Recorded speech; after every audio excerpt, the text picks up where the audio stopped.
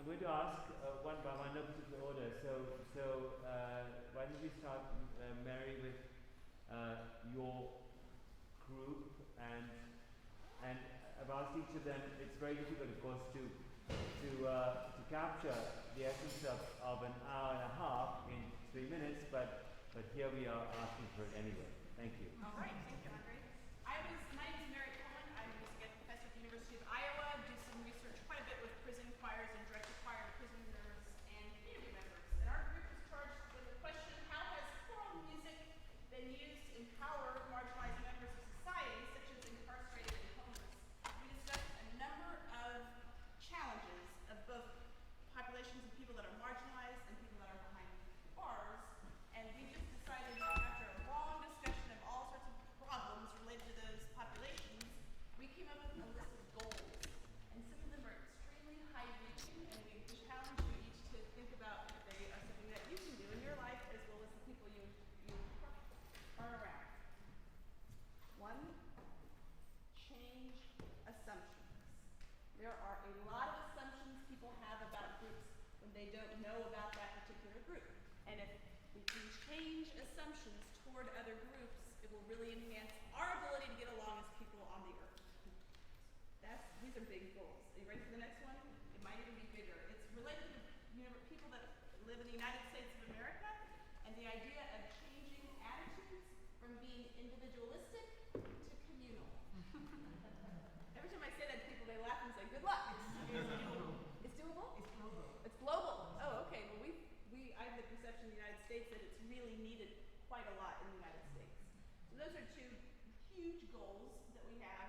Then the other points we came up with goals relate to increasing the number of prison choirs, advocating for prison choirs, disseminating information and narrative about the experiences of prison choirs, creating some type of choir for incarcerated parents and children. And Susan Knight had an idea of doing sort of virtual connection between people that are not, like maybe a group of people outside of prison with people in prison. And apprenticeship programs for people who want to learn about how to work with marginalized populations. So we didn't quite get to action steps, because that's what I was trying to move the group toward. What are the action steps? But we started out with all these goals. We did name a number of different groups that are around in the world today that relate to some of these goals, including, Chorus America might be one venue to work with some of these ideas. There's a group called Critical Resistance, and their goal is to abolish the prison system. There's a group I learned about from one of the people that came up to me after my session, and he told me about the American Ethical Union, which is working toward humanizing criminal justice.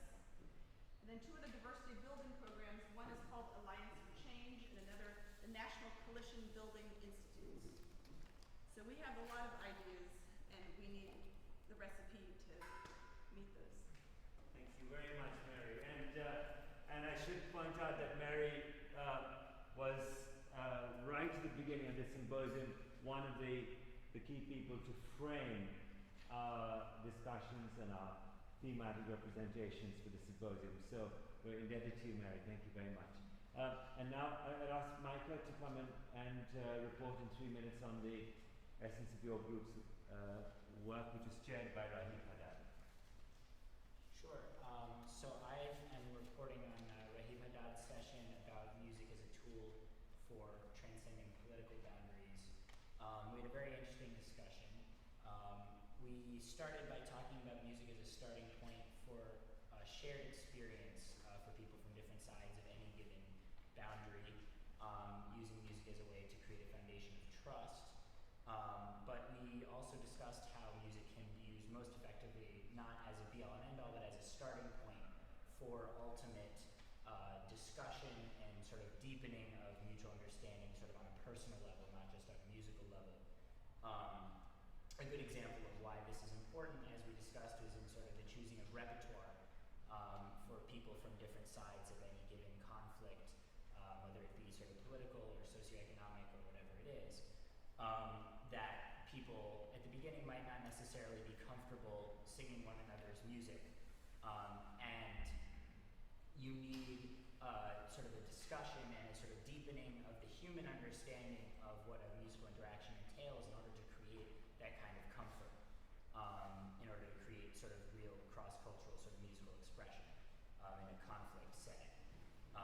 but we also discussed the importance of being able to then say, well, I might not necessarily believe the words that I'm saying, let's say it comes from a different faith, but I sort of believe in your belief in this meaning of the words, and I sort of support you in that. So that being sort of an interesting framework to use. We discussed a lot of, Rahib shared a lot of his collaborative work, which was really interesting and offered a lot of lessons, both in terms of his work within the community of Shafat Amr, between Christian and Muslim Arabs within that town, and the divisions that are inherent there, and also between sort of the Arabs of his town and the Jews who lived in another town, more sort of Jewish-Arab relations, and all of the lessons that he had learned from that. And we decided that ultimately there were an incredible number of challenges that anyone trying to create a choir across musical boundaries faces, but that ultimately it could be a very powerful tool in creating an understanding across said boundaries. And we decided that it would be very helpful to have not necessarily a how-to manual of how to create a cross-cultural or a boundary-crossing choir, but a document where people who have experience creating choirs that really do transcend boundaries, share sort of their experiences, what worked, what didn't, etc., in a document very specifically focused on sort of socio-political conflict. And so if anyone has those experiences, feel free to talk to me about it, and hopefully Molly Stone and I will be able to collaborate on that document. So that's what we have. Thank you very much, Micah. And the information that Rahib Haddad circulated this morning, which on two of his projects, one is on the Community Heart Song project, and the other is the forthcoming Arab imagining of the Mozart Requiem. So those handouts are still here for those of you who may not have picked it up this morning. And Micah Hendler is off to the Middle East, to Jerusalem, to start a project there. And we wish you very well, Micah, as you go forward with that project. Miguel, could you report on the group that was convened by Kate Munger? Thank you very much. Oh, sorry. No, got a couple. It's fine. I can't talk about Kate Munger. No. My wires are crossed. I don't remember it. I attended this session hosted by Alison Fromm, who is the director of A Joyful Noise, and I went in pretty ignorant of it. So this is really it was a fascinating talk. It was completely disorganized, but somehow found this lovely path. Am I right? We didn't know what we were going to do, and it just found this lovely path of open questions that led to discussions. A very small group of us, maybe about 5, and we went around and introduced ourselves, and in so doing discovered that even within our circle, there were some immediate, obvious personal connections to the type of work and the relationships that Alison works on. Immediately, Alison discussed the concept that singing with disabled singers goes beyond a charitable endeavor, and that's an important thing to think about, that her work is not done from a place of pity or of trying to offer charity, per se. There were questions asked about from the teacher, Tien, saying how do you work with so many different educational challenges, people of such wide ability and experience in music, and the answers were many, but I think in terms of behavioral challenges, Alison found that just the act of singing helped focus people more than we might expect, and that once people were singing, a lot of the other small little issues that came up would go to the wayside. She found that help from other staff support within the rehearsals could also mediate and remove distraction temporarily until somebody could get what they needed and rejoin the rehearsal. One of the people asked about how she dealt with correction and individual criticism, constructive perhaps, but how to deal with the different singers and deal with the group psyche and balance that. And the constant theme that came up was discussing in a very rational way with the singers how their role fit into the bigger picture, which of course is no different than I feel as though many of us work within every type of choir, right? But maybe a specific emphasis and a very direct sense of communication on this topic that, well, you can't sing over so-and-so's solo because they're doing a very nice job and we need to hear them, so please be quiet. And things that we've probably all said before. If I misrepresent you at all, Allison, speak up. She focuses a lot on the concept of finding ensemble and helping people understand the cooperative whole, and that helped deliver criticism and correction in rehearsals. We talked about some of the challenges of focus and how to work over long periods of time with her singers, and she pointed out that it really didn't seem to be too much of an issue. After all, they sat on the stage for 2.5 hours a couple days ago, and I think we all know 2.5 hours is a long time for any group of adults to sit. We talked about some of the challenges of HIPAA, the federal privacy laws, and how not knowing some of the medical particulars of your individual singers in a case like that could be a big challenge. So-and-so maybe is prone to seizures, and you might not legally be allowed to know that. And then that comes up in your concert warm-up. And how do you deal with that? There was no conclusion on that one. You just hope they tell you. Let's see here.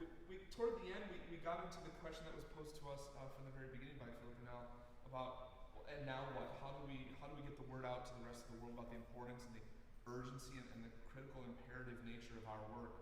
And I feel as though Allison's work is urgent. I mean, we've got to be talking about this. We didn't come up with any great answers, but we realized that there are inherent challenges in communicating the type of work she does.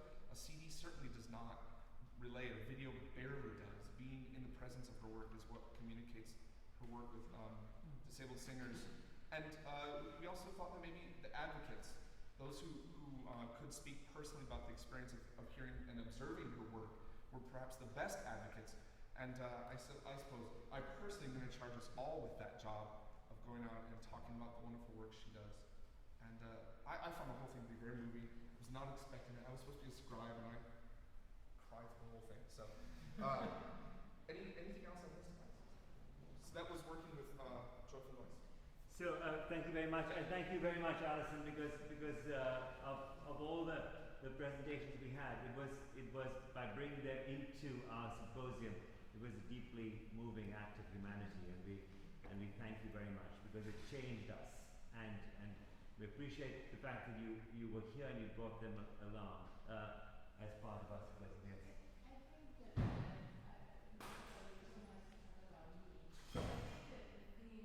one of the things that we were trying to share was how do we communicate to the rest of the world the humanity of these people and of the prisoners, that we are all part of one humanity. And to some extent it is changing the mindset, changing the vision that people have of these groups. That this is not charity, this is art. I think that was part of what we were talking about. And Maggie's thought was that grassroots, word of mouth, may be as powerful as any of our wonderful internet tools, as powerful as they may be. Right, and the fact that Maggie was on the stage is a powerful role model for us that you could be and you were part of this enterprise, and we were deeply moved by that. So, and I also want to thank Miguel Felipe because he's come a long way from another country, Hawaii, to be part of our symposium, and although we didn't have at this time the issue of sexual orientation represented, but the session on that was a very important central to our continuing conversations. Why is the 50th state in our United States? Oh, Just so everyone. well, I'm from India, and we also part of the United States too. And we were dominated by the British for a long time, so we feel very much part of it. I would like to point out that everything is our fault. Yes. So, Caleb, you're going to report on the session with Kate Munger, is that right? No, Caleb is going to report on the session with Kate Munger, and then after that, with Doreen, and then, I'm so sorry. That's okay. Everything crossed in here, so sorry. I'm Miles. You're Miles, and you're reporting on Kate Munger's session.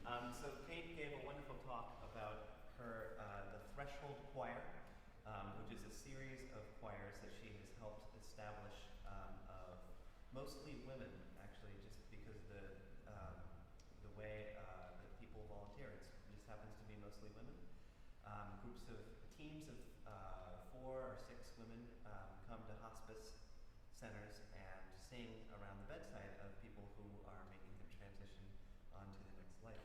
And they do part songs that they repeat over and over that are simple because you don't want to have if someone is in a very low state of consciousness, you don't want to have them. You don't want to be performing something with a lot of intricacy. You want something that has a very basic message that they can grasp. And she has trained. There are over 100 of these choirs around the country. And her main point, I think, is the importance of sharing the gift of singing with the people who are dying, and the importance of the presence of the human voice. So she arranges trainings and workshops with these choirs, and you can establish one in your area. And in the breakout session, more specifically, she mentioned that all the singers rehearse for months before they actually go into the hospice, and they get training for dealing with hospice patients. And especially interesting was that she has this long sort of sloped couch that she brings to the rehearsals, and has one person at a time lie on the couch so that the person can experience what it's like to receive, not only sing for the people who are hospice patients, but receive that and feel what it's like. They also often have the nursing staff do this, so they know what, so they can sort of be convinced of the power of this this service for the dying, and so that they can experience what it's like themselves. We also talked about our own experiences. Again, it was a very small group of about 4 of us. Our own experiences either with friends or family who have passed on, and singing with them, either in their final stages or earlier, and finding what music means, holds specific meaning for them, or experience with hospice. There's the Connecticut Hospice nearby in Brantford, about a 15-minute drive from here, which the Yale Camerata fortunately sings at, not the whole group, but a small group, sings at several times a year, which has been a wonderful experience, both caroling and at a yearly or an annual service of remembrance. So this is a wonderful experience that a few of us have shared. And Kate also just speaks very strongly about the health benefits of, or not only the health benefits of singing that we can't scientifically prove, but that humans have known about for thousands of years. There's something fundamentally healthy and improving about singing, but also something incredibly improving for interpersonal relations. And she notes that Americans have sort of stopped singing in a established societal way. It's really cut and dry where it's appropriate to sing, whereas Kate sings to people personally all the time. If someone asks about her necklace, she will sing to them, even if it's in line at an airport, probably to the chagrin of those around her. But oftentimes it's led to very interesting conversations or relationships that she's found. And so she's trying to tap into this need for singing, not just for hospice patients, but also for our society, for our general health and relations. And just noting that other cultures, this is very popular in other cultures, and so why should it not be popular here? Again, a very interesting session. Thank you very, very much, Miles, and I should point out that both Miles and Micah have been central as fellows. Is that what? Research fellows in this symposium, and so they've had responsibilities that far exceed this more commitment of today. So we're really grateful to both of you for being part of this project. So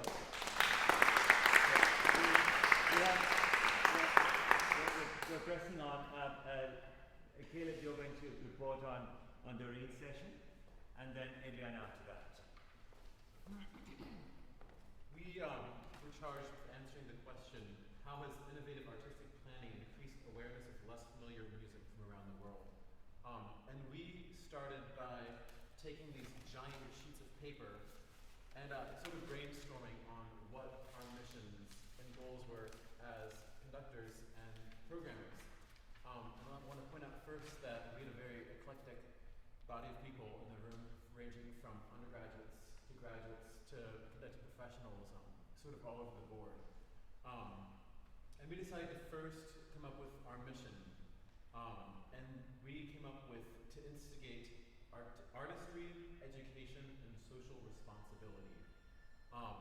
And those 3 points were sort of the overarching motivation in the continuing conversation that we had. So after that, we decided to go to what do we value in choosing our repertoire for the 21st century. And we came up with diversity, inclusion, and social awareness. And those 3 things are what we all decided that we planned our repertoire wanting to be inclusive with everybody that we were both singing to and that were in the choirs. And we came up with some sort of guidelines in 4 areas that we deemed important.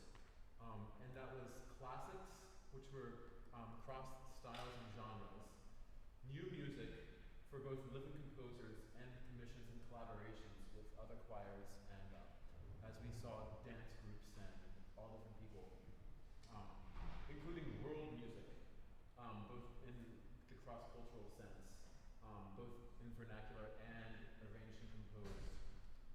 And also including popular styles. How do we include what is currently being written, both pop, folk, all those different genres that's being done right now? How do we incorporate those into our programs? And we also came up with some considerations and problems and things that we need to keep on thinking about and being aware of.